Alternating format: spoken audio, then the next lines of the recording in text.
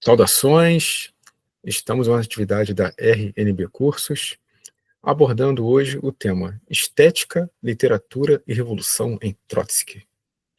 Para esse debate, a RNB Cursos conta com a presença do meu grande amigo, professor e poeta Marco Aurélio Balsa do Rio, que tem muita propriedade intelectual para debater a obra de Trotsky.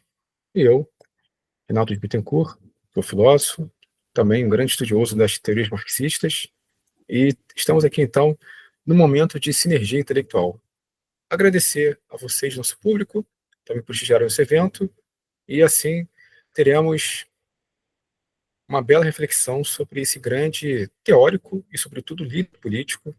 Né? Afinal, Trotsky, ele um grande intelectual, mas também uma proeminência política comunista na União Soviética, né? Que o próprio amigo Marco Aurélio Balsa terá a oportunidade de apresentar mais detalhes.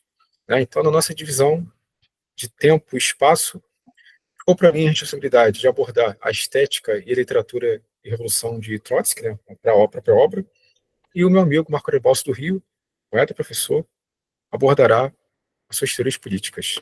Tá bom? Então, mais uma vez, meus agradecimentos pela parceria, pela oportunidade de estar junto aqui nesse momento, debatendo um pensador tão importante. Gente, é claro que eu vou apresentar aqui para vocês é uma visão muito assim, reduzida, é só um aspecto central, porque eu quero dar ênfase na parte política, né, do debate, mas uma coisa muito interessante, na própria literatura marxista, se a gente for analisar Marx, Engels, Lenin e Trotsky em especial, todos eles, e muitos outros, né, mas estou colocando os quatro aqui, tá, vou colocar mais um, Rosa Luxemburgo também, todos são intelectuais de ponta, com uma cultura humanística assim, fenomenal. Vídeo que o próprio Marx, né, ele escreveu obras poéticas e literárias na sua juventude, a própria Boitempo publicou, Engels idem, né, Lenin era apaixonado por música clássica, e até há uma anedota em torno da Sonata Passionata de Beethoven, na qual Lenin dizia o seguinte, que quando ele ouvia Beethoven, ele tinha vontade de abraçar os seus inimigos, né, pelo próprio encantamento que a música gerava. Isso é interessante para a gente pensar. Né? Lenin, Rosa Luxemburgo também é um grande amante da arte, e Trotsky, né? Da literatura, da cultura em geral. Então, onde eu quero chegar? Que é extremamente necessário que o revolucionário não seja um filisteu. Né? E o que é o filisteu? O filisteu, inclusive, é um conceito filosófico-cultural muito utilizado na Alemanha oitocentista. O próprio Schopenhauer e Nietzsche se apropriam também desse conceito. Nietzsche, aliás, cria o conceito de filisteu da cultura. E essa palavra filisteu é utilizada de maneira extremamente ampla por Lenin nas suas obras. Né? Quem é um filisteu? É o sujeito que é incapaz de apreender a cultura na sua intensidade.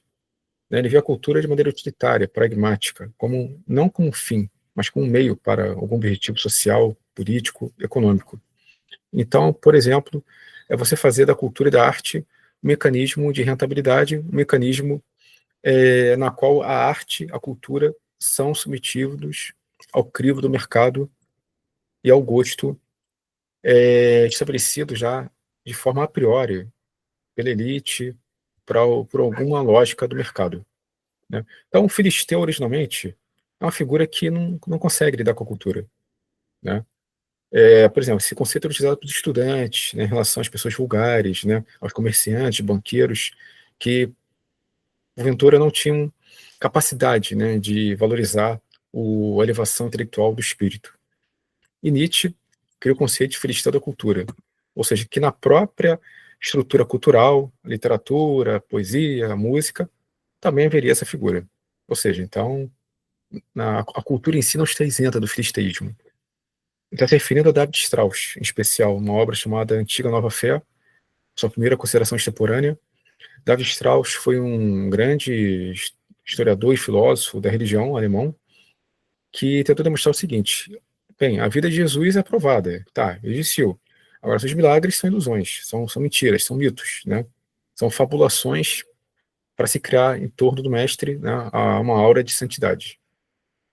Só que Strauss ele escreveu uma obra chamada Antiga Nova Fé, na qual ele critica, no final da sua vida, o cristianismo e considera que a nova fé é a ciência, positivismo, darwinismo social e por aí vai, né?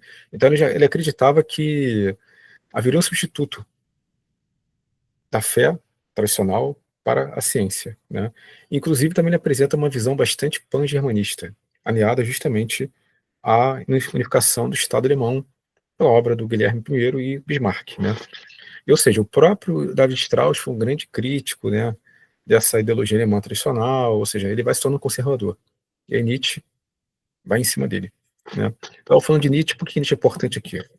Porque o conceito de super-homem em Nietzsche, Übermensch, além do homem, sobre-humano, gente, a tradução é difícil, não vem ao caso, né?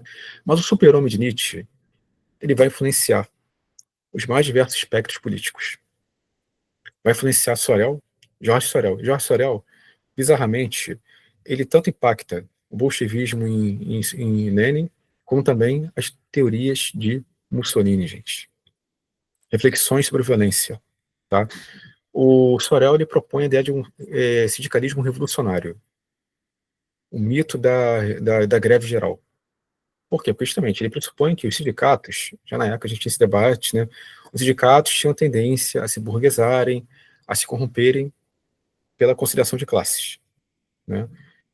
Gente, anos antes da publicação de Reflexões sobre a Violência, a Papa Leão XIII, com a Rerum Novarum, ele apresenta o caráter imprescindível dos sindicatos como representantes das classes trabalhadoras junto ao empresariado, junto ao Estado. Para quê? Para manter a harmonia social, né? Para evitar piquete, greve, o sindicato, não importa qual categoria, ele seria imprescindível para que os trabalhadores tivessem uma voz de representatividade jurídica e trabalhista.